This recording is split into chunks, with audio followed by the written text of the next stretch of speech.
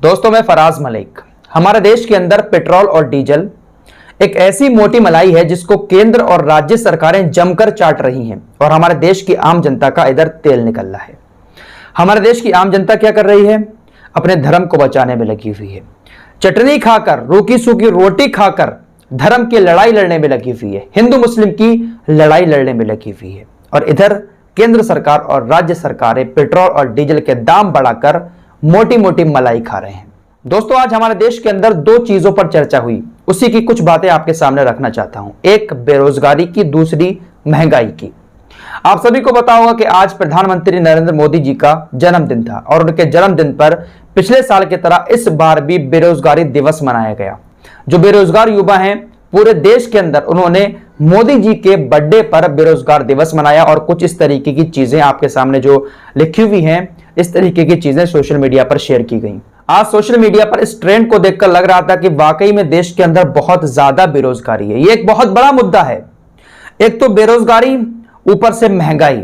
अब इंसान करे तो क्या करे? ये दोनों मुद्दे हमारे देश के लिए बहुत ही ज्यादा जरूरी हैं। अगर हमारा देश तरक्की करना चाहता है तो इन दोनों मुद्दों पर जमकर बात करनी पड़ेगी, मीडिया को डिबेट्स करनी पड़ेंगी। लेकिन ये दोनों मुद्दे कहीं दब कर रह गए हैं। बेरोजगारी पर भी मीडिया चर्चा नहीं करता और महंगाई पर भी शायद ही कभी मीडिया चर्चा करता हो।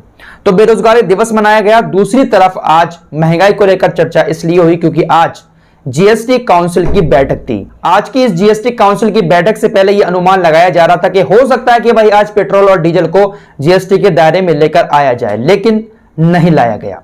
ना तो केंद्र चाहती है कि जीएसटी के दायरे में आए, ना ही राज्य सरकारें चाहती हैं, क्योंकि मोटी मलाई जो है ना, वो इसी पेट्रोल और डीजल से मिल रही है केंद्र और राज्य सरकार को। 2014 से अब तक केंद्र और राज्य सरकारों ने पेट्रोल और डीजल के टैक्स से कितना पैसा कमाया है, जरा एक नजर देखिएगा। केंद्र सरकार ने 15,59,104 करोड़ रुपए कमाए हैं 2014 से अब तक पेट्रोल और डीजल से। वहीं राज्य सरकार ने 12,36,923 करोड़ रुपए, कितना बड़ा आंकड़ा है, कितना पैसा कमाया है इन लोगों ने पेट्रोल और डीजल से। शायद यही वजह है कि केंद्र और राज्य सरकारें पेट्रोल को जीएसटी के दायरे में लाने से कतरा रही हैं। अब आपको बता दें कि जो पेट्रोल आपको 101 रुपए, 100 रुपए से ऊपर मिल रहा है ना, उसकी कीमत सिर्फ 45 या 48 रुपए है। इसके ऊपर जो टैक्स लगता है ना, 32 रुपए 90 पैसे 1 लीटर पर केंद्र सरकार के खाते में जाता है। 23 रुपए 35 पैसे जो है इस वक्त के हिसाब से, ये दिल्ली की कीमत बता रहा हूं, वो राज्य सरकार के खाते में जाता है। तो सोचिएगा कि जितनी पेट्रोल की कीमत है उससे ज्यादा टैक्स सरकारें ले रही हैं एक आम आदमी से। तो देश के अंदर महंगाई तो होगी।